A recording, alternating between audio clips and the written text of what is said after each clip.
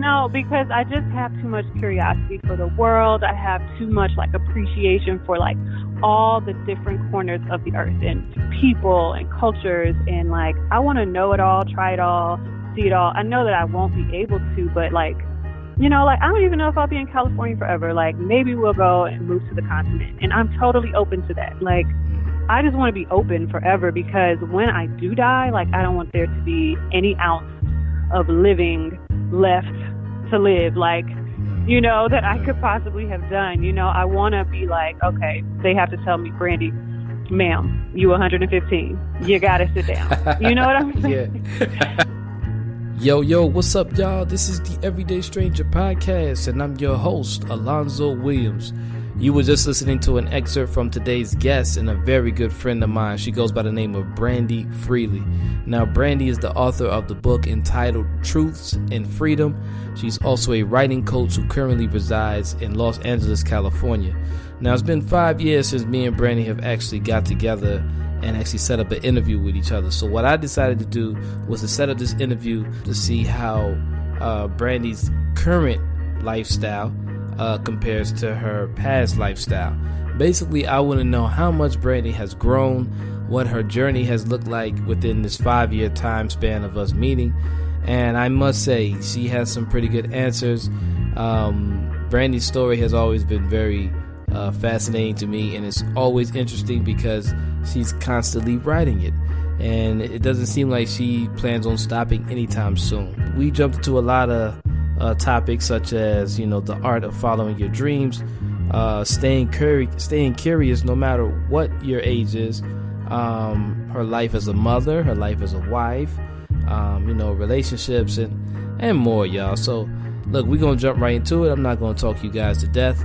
This is episode number 18 of the Everyday Stranger podcast, featuring today's guest, Brandie Freely. All right, y'all, enjoy. Peace. B, what's going on? Nothing much. Just enjoying this California weather. Ooh, what time is it over there? 2 hours behind, right? It is 4:19. And it's currently 6:19 over here. Yep. Man, I wish I was you right now. Come visit, man. Oh yeah, real soon, real soon, really soon. Yes, indeed. All right, B, look, you ready to jump this off? We on the air now, so I got some questions for you. I'm very curious. It's been a long time. Okay, it's been a long time. I know. How long has it been? I want to say since we've done this, I think it was I'm going to say 2013. Goodness. Yeah, I really think it was 2013. No, B, not 2013. It's 2019. Yeah, I know, but I really think it was 2013. Seriously. B, no, it wasn't. No, wait. It was 20. Yeah. I think it was 2015. 2015. 2015. I'm about to say, dang, I didn't even start Everyday Strangers. Right. Oh, okay. See, for sure then. It was 2015. Yeah. You know, I don't know. When you get older, all the days and years. Nah, we're not gonna talk about that older stuff right now. You're not there yet. Right. B, what's been life's greatest lesson for you? Greatest lesson, honestly, that you can trust time. I would say, like, I've really learned to lean on time, like depend on time, trust in time.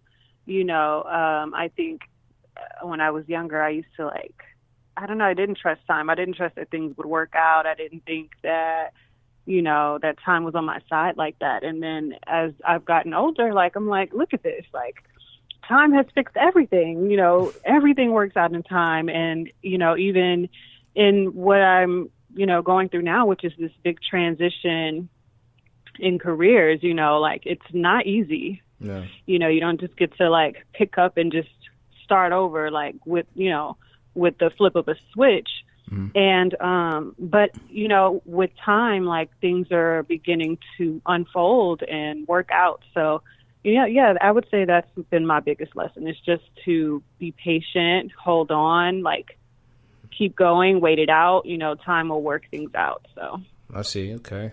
I want to talk more about that whole career change that you had, that you just spoke of. Let's talk more about that. What were you doing? Well, what are you doing now, and what were you doing prior to what you're doing now? Well, before I was a teacher. Boop, that's it. Now I am so many things. Goodness. But mainly it's centered around writing and creating. And so I'm a creative writer, content copywriter. I'm a social media consultant and manager for different clients and companies. I'm a writing coach, which I love the most. I help aspiring authors kind of get from point A to point Z in their book endeavors and journey. And so that's like, for me, that's the best job ever. I do editing for writers and copy editing. I do, what else? I do a whole bunch of things. I do like too many things, honestly. And then I'm a mom, so my main job every day is just to stay at home and take care of my kids. And so the best part about this is just that I get to own my time. So though I may have maybe I'm juggling 10 clients at a time, I get to say, okay, but I'm going to stop right now because I need to pay attention to my kids, or I need to be at my daughter's school, or my son just needs me to rock him in this moment. So yeah. Because I was going to ask you that too. You kind of beat me too. I was going to ask you, how does your time management look with all those things that you do at one time? It's not looking too hot. No, I mean, it's a process and it's a journey. So the thing about working for myself, it has been very challenging. And I will say that I fight the urge to go and take the easy route all the time, which is to just go back to teaching, because I know when I'm going to show up, I know when I'm going to leave, and I can just schedule my life around that. Whereas when you work for yourself, you have to manage your time well, and you have to govern yourself. And that's hard for me because I've never had to do it before. I just show up and then I leave and then I turn off or whatever. I don't have to think about work. I think about work 24/7 now. Oh my God, what am I supposed to be doing? And it's a part of your life. And it's draining. Yeah. This is like a part of your life pretty much. Yeah. Wow. Yeah. So what age were you teaching when you were a teacher? I taught 5th grade, which are 10-year-olds, 10 and 11, and I taught 8th graders, which are 14-year-olds. Okay, and I'm assuming that because you've been teaching for a while. I'm assuming, correct? Yeah, I taught for 11 years. Oh wow. Okay, so wow. In that time frame, I'm assuming that you developed a lot of good, a close bond with children, in schools and everything. How difficult? Because I know the first thing that we think of is the security of knowing, okay, I come in this time, I get this check at this time. But how difficult was it for you to pretty much leave all of those connections that you may have had with younger kids and everything to pursue your own thing? It wasn't hard because I had been my passion had kind of been changing for maybe 2 to 3 years prior to me actually leaving, because all I wanted to do was just build relationships with the students. I didn't want to deal with the grading and the being responsible for, their test scores and all that. And so the relationships that I had built with those students, a lot of them lasted beyond the classroom. For instance, I just had a former student reach out to me a couple of days ago, and she was just checking in, how are you? I know you're in California. And my students loved the fact that I was chasing my dream. You know what I mean? And I feel even leaving them, it was a lesson, right? It was my final lesson is chase your dreams. Don't get stuck, think outside of the box, and live. And so, and a lot of them, I still consider my mentees. I check in with them often, and a lot of the ones that are close to me are like thinking outside of the box. Like, you know what I mean? Like they're thinking big. Like one recently, she went and studied abroad for the summer before her senior year of college. She actually went to the same college I went to. You know what I'm saying? So like, I felt like the relationships I built while I was teaching, they lasted and they were important and significant. And in that time, I made the impact that I wanted to make. And then it was time to move on because I didn't want to do the other part, Yeah, I see you saying. Yeah. How long did it take for you to finally make that decision? Was this like a like an aha moment and then boom, you act on it, or was there a lot of thought being put into this before you actually made that move? There was a lot of thought. I definitely did not just go, okay, I'm quitting. A lot of things had to fall in place, right? Because we have responsibilities. You got bills, and you know what I mean? Yeah. But I knew, like, even starting teaching, I think I was like 10 years max. Like, I ain't trying to retire as a teacher, right. So I went 1 year past that, and the chips just fell in place where it was like, okay, the time is now. You know what I mean? Yeah. And I just jumped when the timing was right. So like I had it in my mind. I had thought about how, what, when, where, like, how am I going to do this? What am I going to do? But then the timing was right. Like as far as what money is put aside, what help do I have? What are my options? Like everything was just like, it was just like it came together, and as soon as it did, I jumped, because had I not, I could have missed that, or I would have missed that moment. I was going to ask you, I was like, what would life had looked like had you like even still hesitated, knowing that time had came already? I would have still been in room 403, something like that. Like, I would have still been there and very unhappy. I wasn't happy. It was no longer fulfilling. It was draining. And I felt like the students deserved more than that. Right. I would want my child to be in a classroom where the teacher wants to be there. So yeah, I would be there, and it would not be good. Wow. Wow. Well, I'm glad you made that move then, B. Me too. For all the children of the world. You know what I'm saying? So it was time. So you doing all these things, I have to dissect all of these. I have to almost choose a subcategory of what you do, because it's not just one thing. But I'm going to start with I'm going to start with the most favorable, which is I believe you said writing coach. Is that correct? Yeah. Yeah. For sure. Well, first, what makes that like your most favorable out of all the other hats you have? Well, probably because I get to still kind of wear that teacher cap, you know what I mean? But without the stuff I didn't like, you know what I mean? So I get to build relationships with these people that I work with. Like, we truly become like friends, and I'll be like, I'm going to be your book bestie. Like, I'm going to walk with you, hold your hand through this process. And it's fun for me because I get to be a teacher in that way, helping them to develop their stories and their characters, and like, teaching, honestly, how do you use quotations correctly? Like, let me give you some examples. Let me walk you through that, Right.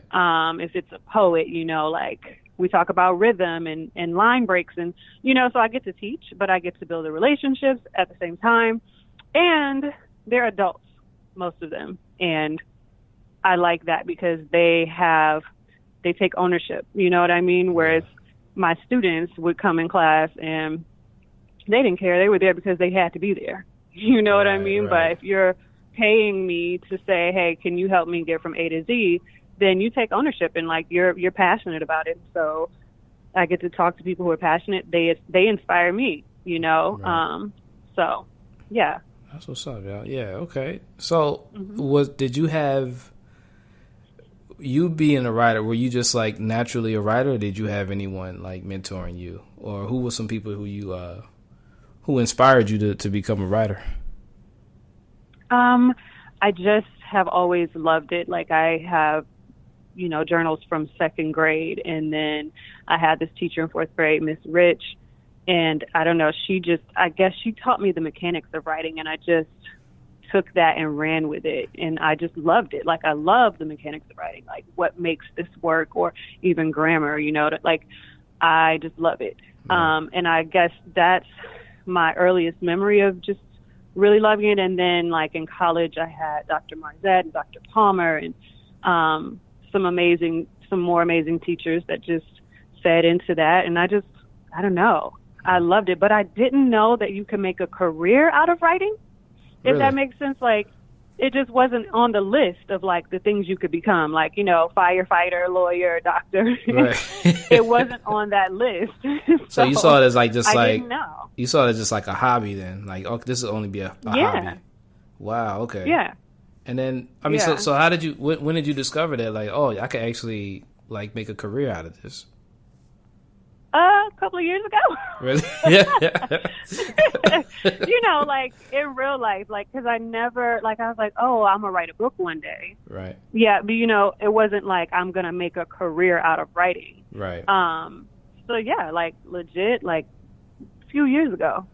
That's crazy. Yeah, because it's insane. There's a lot of talents that people have, a lot of gifts. And in most cases, like we tend to limit those gifts because we believe that there's no lane for it in order. I'm speaking of, like, monetizing, right?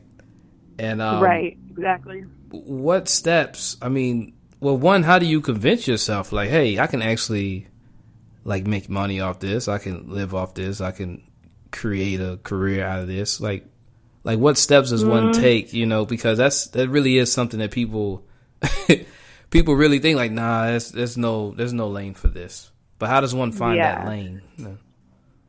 I think so. When I wrote my book, I hit a lot of, like, roadblocks, and so then upon finishing it, people would ask questions, and then I would share, like, okay, this is what I went through, and this is how I was able to, get over the roadblock or whatever. And then it was like, all these people have questions. Okay, so let me throw it out there.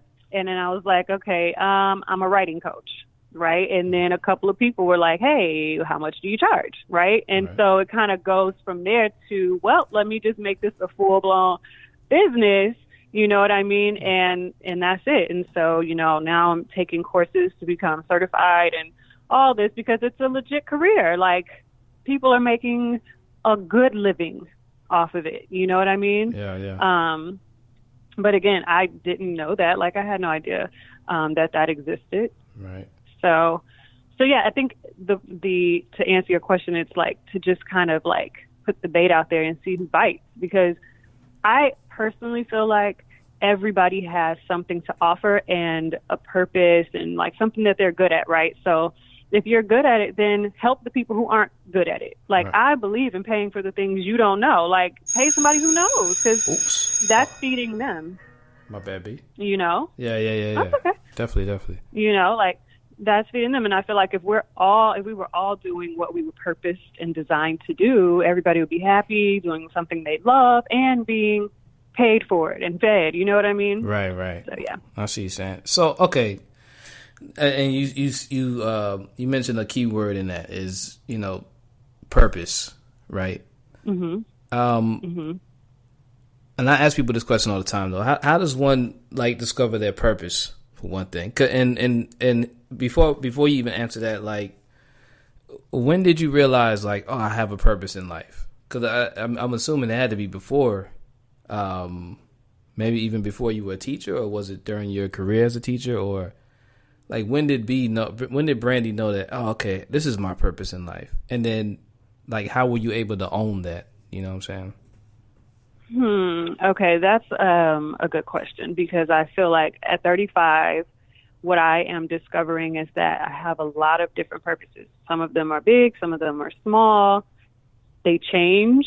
You know what I mean? I don't know if I am still of the mind that you have one purpose and this is your purpose, and or maybe some people do and others don't. Like, I don't know. I just don't know that it's like that there's a one size fits all, or that there's like a formula for it. I think that it varies.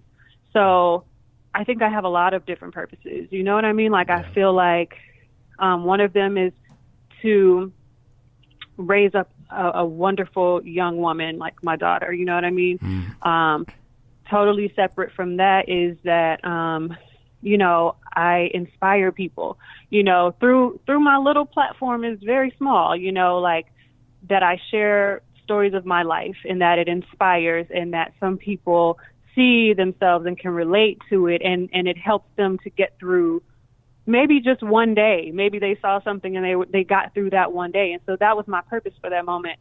I don't know that like I have just one main or one only purpose in my life. Like, this is it. You know what I mean? Yeah. And I don't know that I think that any of us do. I think that when we're aligned, like, all the things are purpose. You know what I mean? I don't know. I don't know I don't know that I can be a Oprah or an Ayanla and speak to that topic, very eloquently, but I just think that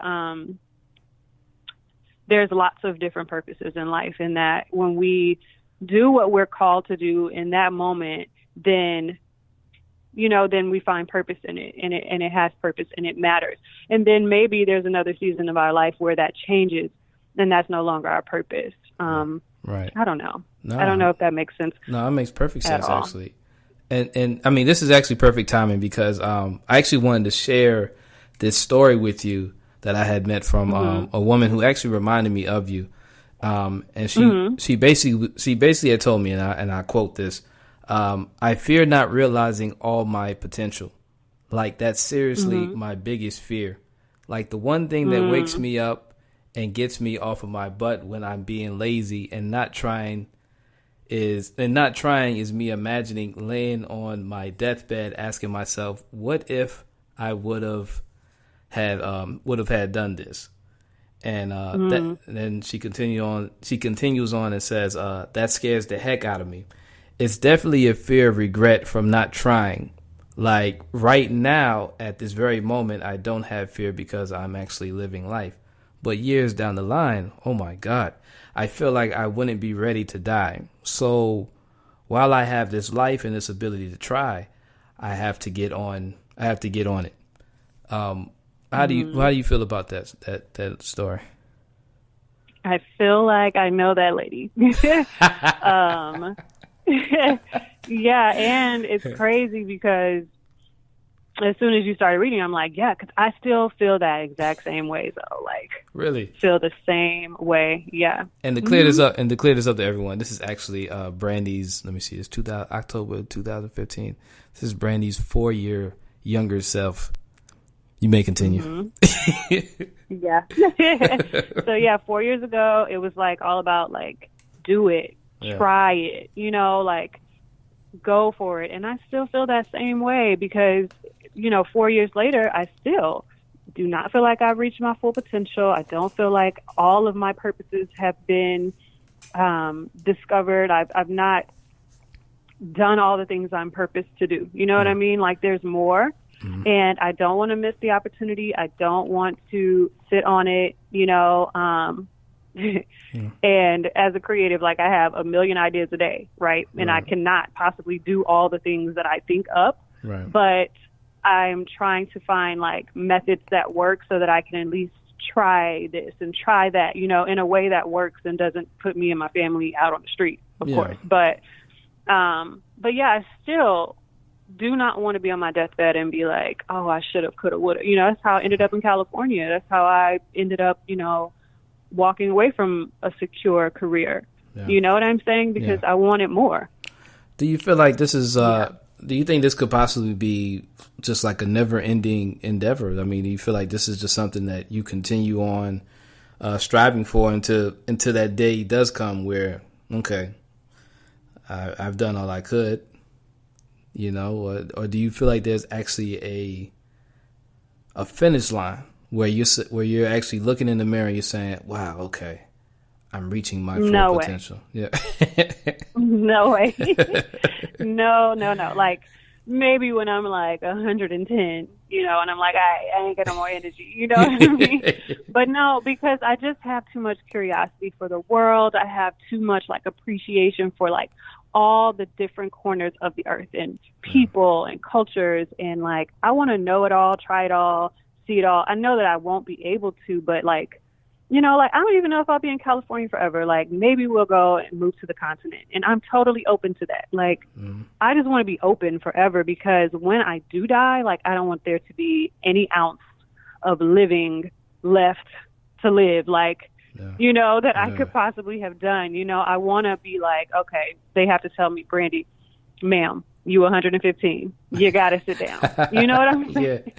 And I'll be okay with that as long as I know that, like, I didn't sit down while I could have still been moving and still been trying. And, you know, and I'm not trying to wear myself out. Don't get me wrong. Like, I take lots of naps, you know. I just dream a lot. I just have big dreams, and I have, like, big curiosity and, like, just big appreciation for life in general. So everything excites me. Like, I'm just looking at the city right now from the patio, and there's mountains in the backdrop, and I see it every day, but it's still amazing to me.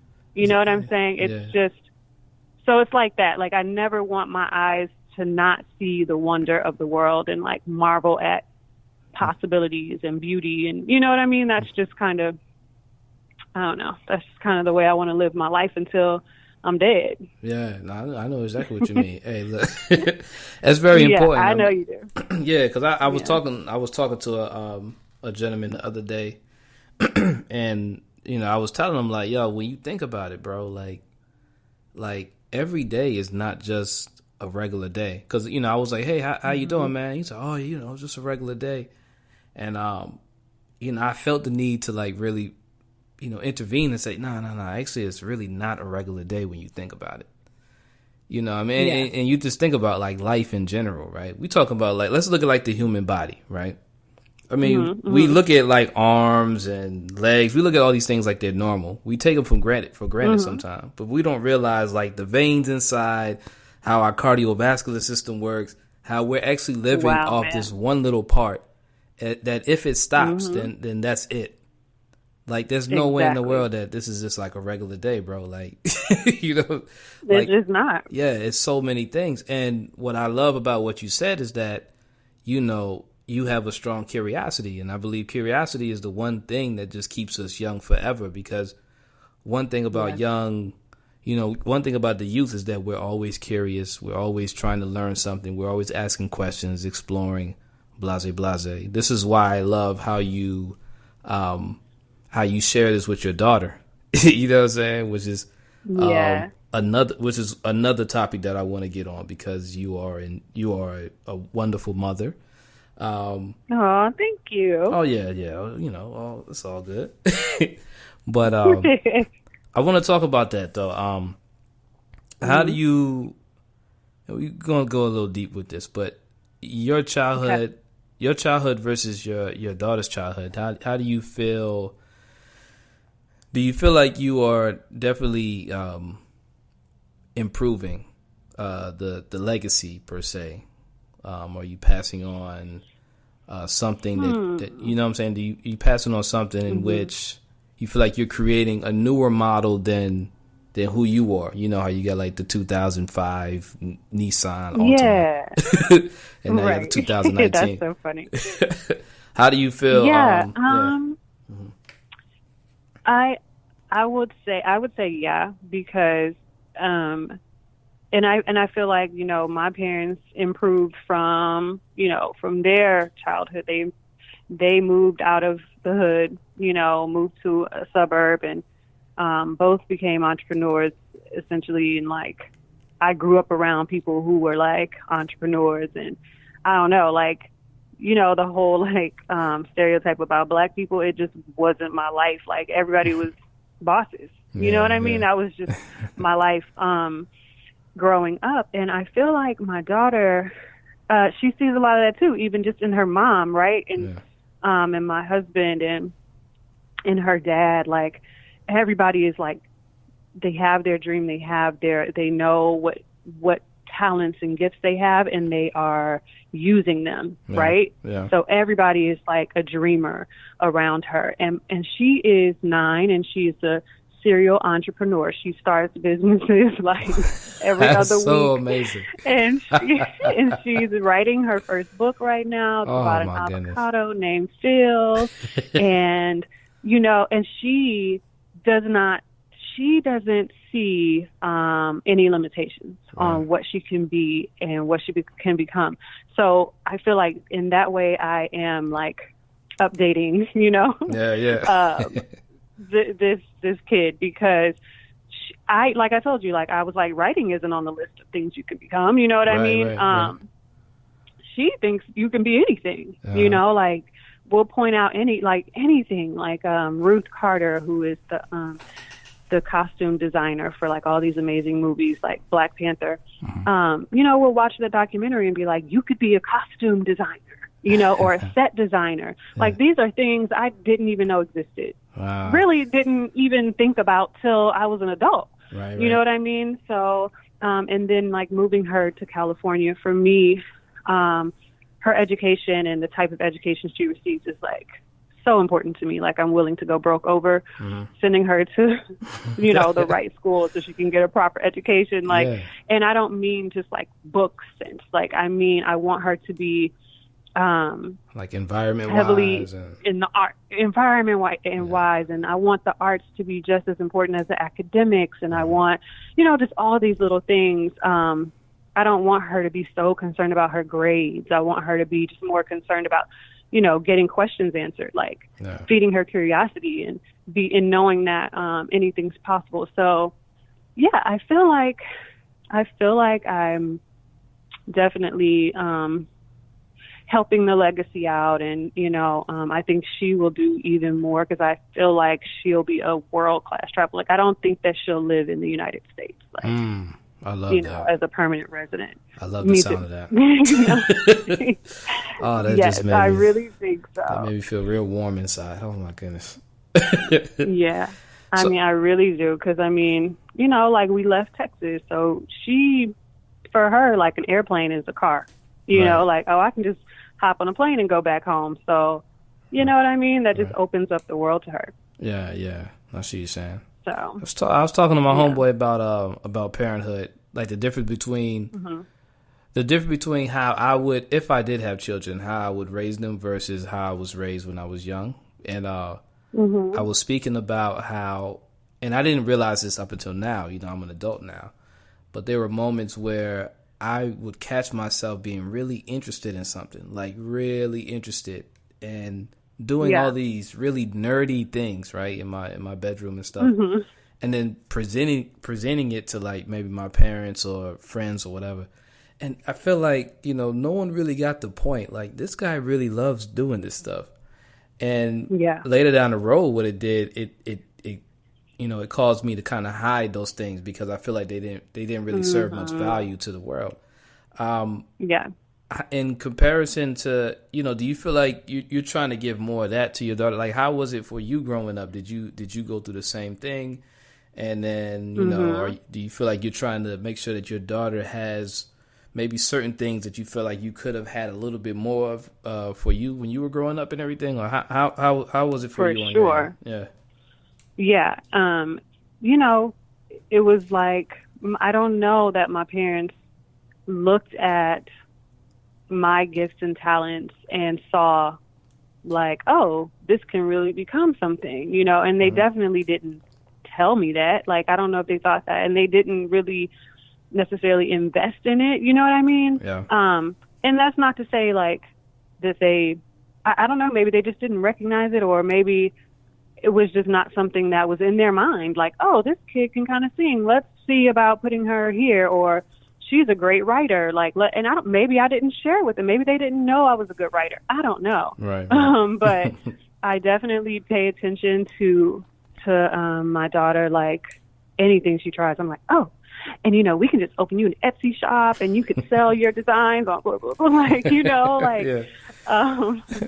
so I definitely I try to get her to see that, like, whatever you love, you can make a life doing that, whatever it is.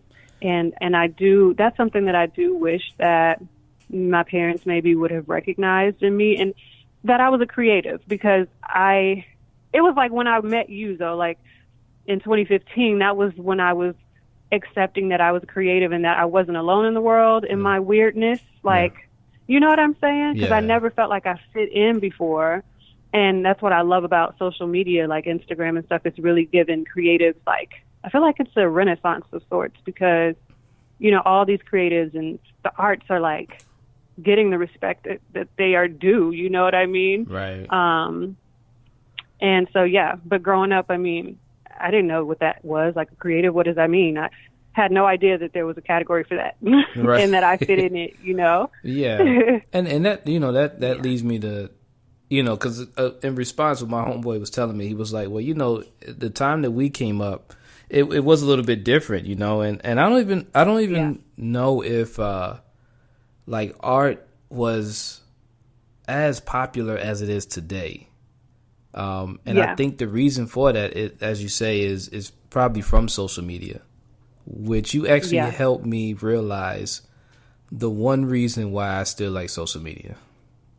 Because if it wasn't for that, I don't know if I would need it. And you just reminded me why I keep going back on social media is because of the art and everything. I feel like social media did open up a lot of the doors for the people who were like us, you and me, who had these great interests and everything, but they weren't necessarily, they didn't really get the attention that we probably needed in order for us to really skyrocket it. You know what I'm saying? And exactly, when social media came out, it just like opened the doors for like, all these people to really like shine.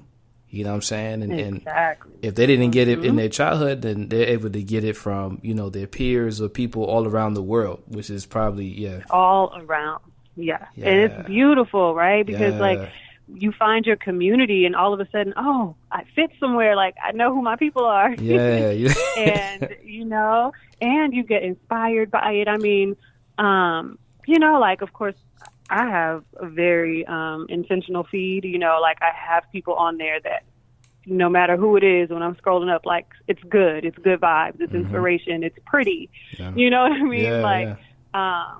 So I definitely think that social media has kind of blown the whole creative space up. And now, like I said, people respect creatives, like, oh, you're a designer? Oh, wow. You know what I mean? Yeah. And they know these different terms, like of even writers, like, or poets or whatever. It's just like, I don't know, like we just matter now again, or maybe not even, maybe that it's not that we didn't matter or that people didn't still appreciate that kind of stuff. It just wasn't, the exposure wasn't there. Right. Right. Now, like you said, you just have a space to really share out to the world and like, expose your stuff. So yeah, definitely. Yeah.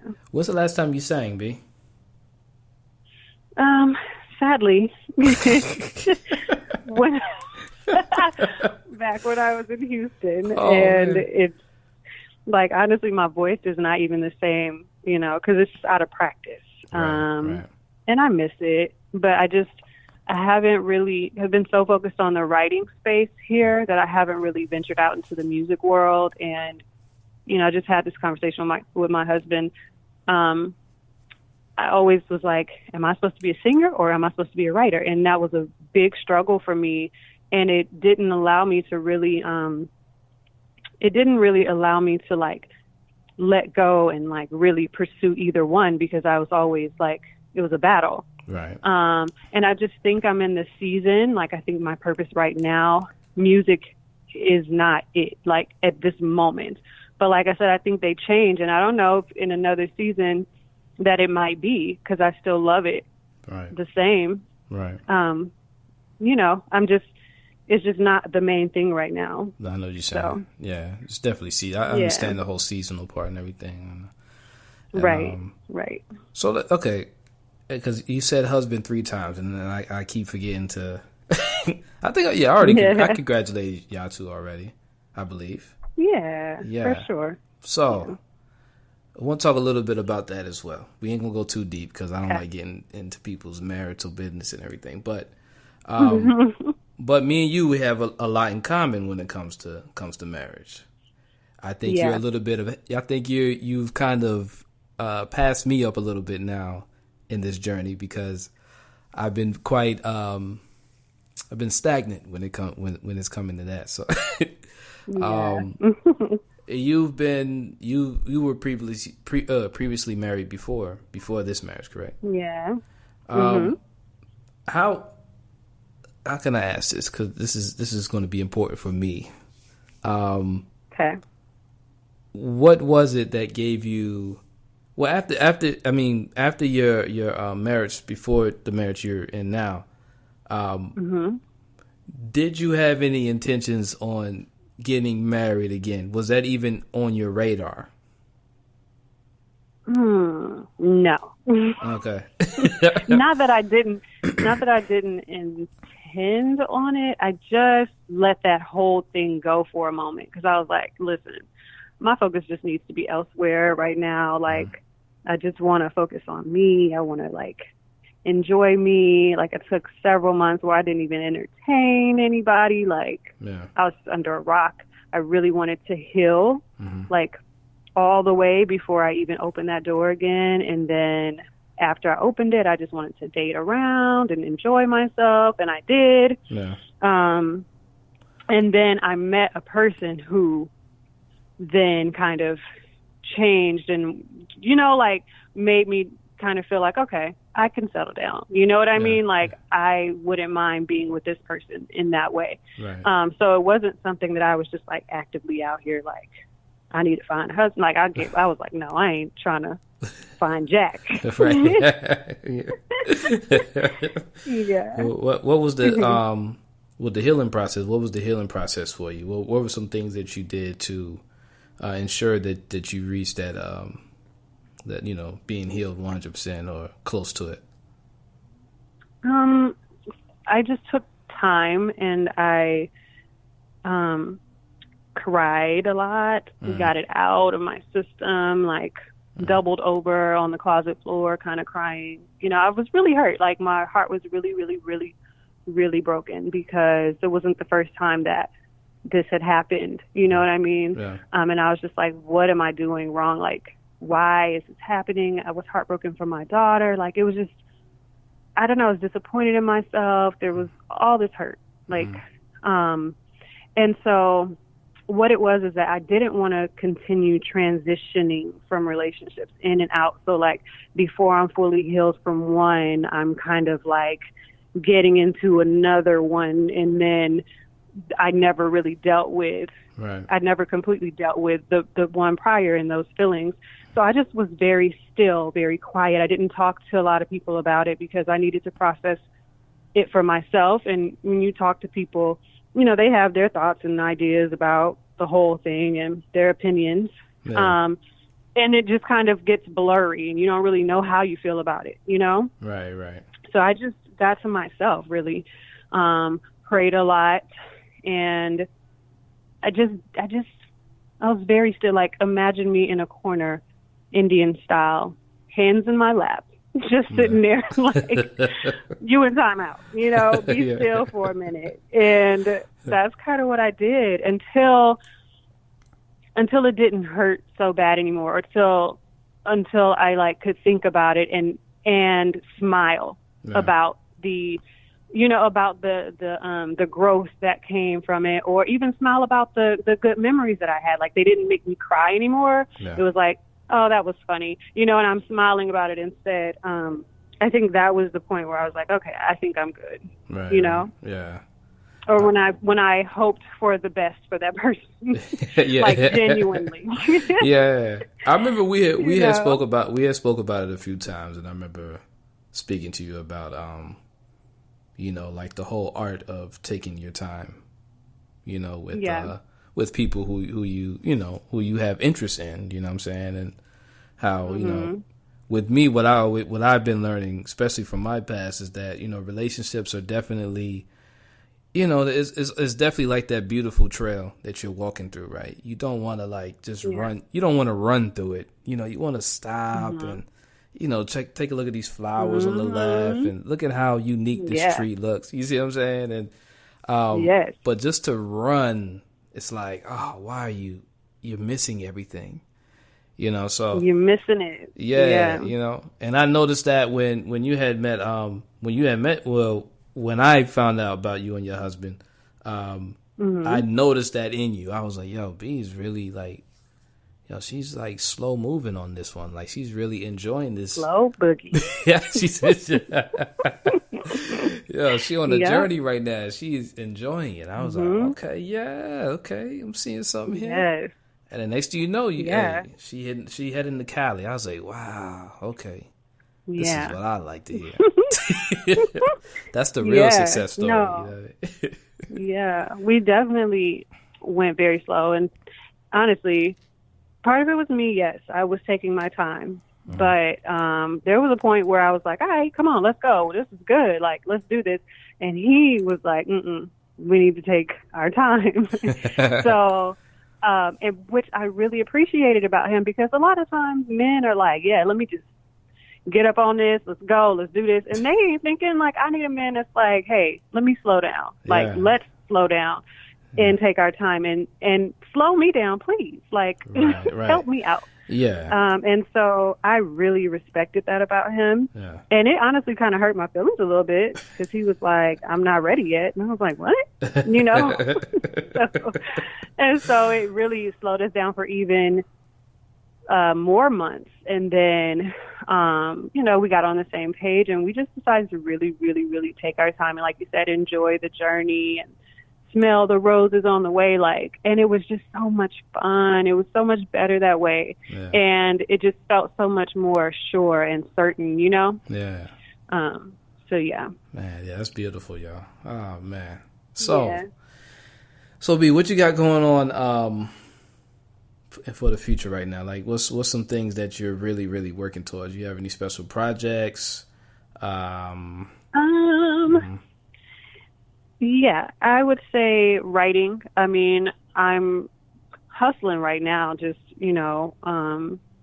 trying to get clients and make sure that that's consistent. But ultimately, I don't know, I'm like, do I want to be an editor-in-chief of a magazine? Do I want to, write all of these books and just I even thought about going back to school and becoming, this will be a little later though, but becoming an English professor, because I really love just the English language and language arts and literature is just my thing. So I don't know. It'll be something probably with literature, but right now I'm honestly figuring it out, and I'm okay saying that.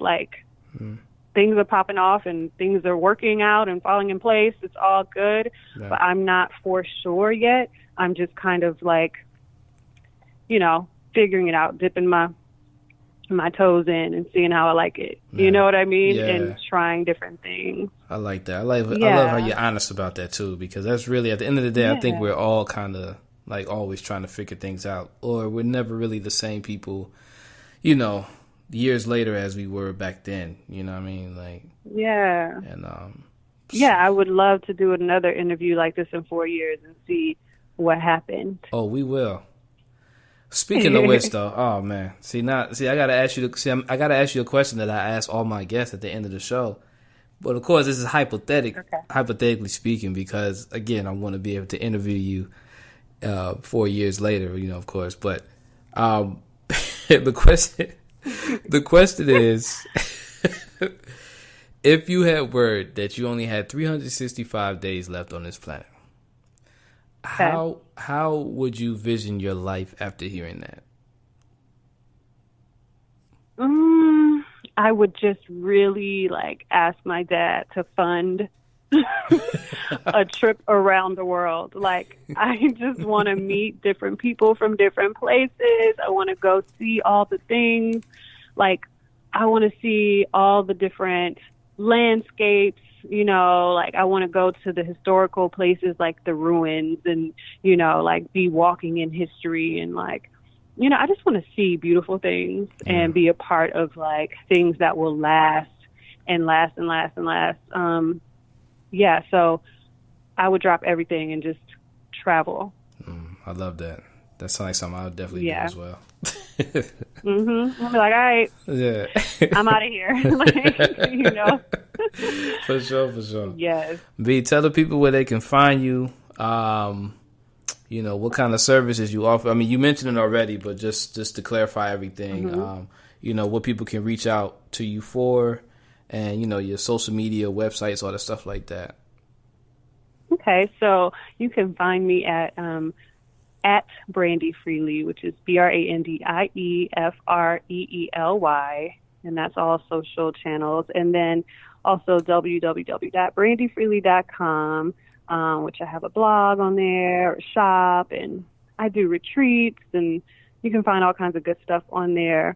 And basically, any writing needs, come see me. Editing, content creation, if you want to write a book, publishing questions, all of those things. For sure.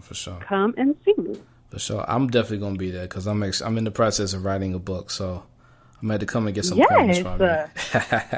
Oh my gosh, I'm so excited. Yeah, I'm going to tell you. So I'm going to give you what I'm doing right now, or what I plan on doing. Okay. And you let me know if I'm heading in the right direction. So right now, I've been speaking to a therapist, and I'm getting them to pretty much get me to open up completely.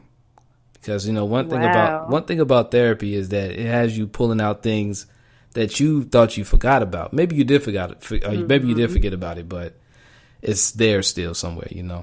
Right. Yeah. And they'll ask me questions where they're like really deep, from childhood all the way up to my travels, to like me being a photographer, everything. And I record the sessions. Okay. So what I plan to do is thank you. So I plan to get a cabin somewhere really far from where I live, where there's no internet connection. Joshua Tree, California. Bam. Okay. I'm just throwing it out there. Joshua Tree. I'm gonna write that down. I'm gonna have to head out there. But after that, I'm gonna take all the recordings and just simply focus on that. Listen to it for maybe a few hours, and then just work off that energy. That's perfect. Yeah, because that is really smart, really good. Like, you're gonna have all the material. Because one thing about like writing a memoir or something of that nature, it's like you have to bring all of those memories back up, and like if there's nothing to trigger the memories, then it's kind of hard. So like you have all these conversations. Yeah, that's wonderful. That's so smart. It's going down, B. You're a smart guy. Thank you. Everyday thinker. All day. B, look, we're gonna have to do a part 2, because I feel like there's so many other things that we could touch on, because you're constantly growing. So I feel like this will be a never ending journey. Love to. Yeah, we did. It was 2015 the first time. It's 2019 now, so we're gonna shoot for. We could do another. You could do the next 3 years. Or you could do even 1 year. Okay. Because you're moving at a faster pace these days. So you never know, right? Things could really pop off in a year. Real talk, yeah. But I'm always rooting for you, and I'm proud of you, and same. Yeah, much success, and let the little ones know, because it's not a little one anymore, and the little one's not even. She's not even little anymore. Oh my goodness, she's like a celebrity. No, she's 9, and she is big boss. Yeah. So. Well, let her know Uncle Zoe said hi, and I'm coming out there to see everybody. I will. Oh, okay. I will. So, B. All right, B, you enjoy the rest of your evening, and thank you so much for... You too, though. Yeah. Thank you for having me. Yeah, definitely, yo. All right, y'all. Okay. All right. All right, though. Peace. Bye-bye.